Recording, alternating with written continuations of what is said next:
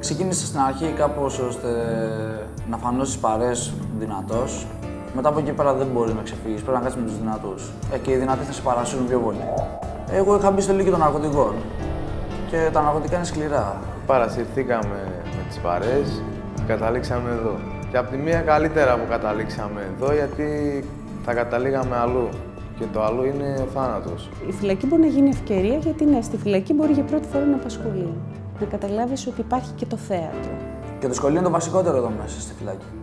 Είναι το πρώτο και το τελευταίο.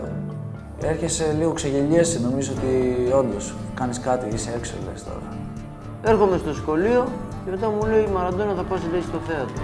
Εγώ δεν ήξερα τι είναι το θέατρο. Ναι, είστε μια θεατρική ομάδα μέσα στη φυλακή.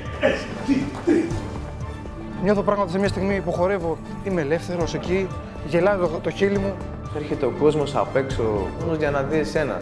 Ποιο είναι το κρατούμενο που μπορεί να τον έχεις κλέψει κιόλας. Όλοι αξίζουμε μια δεύτερη ευκαιρία. Απλώς εμείς που είμαστε έξω είμαστε τυχεροί που δεν είμαστε μέσα.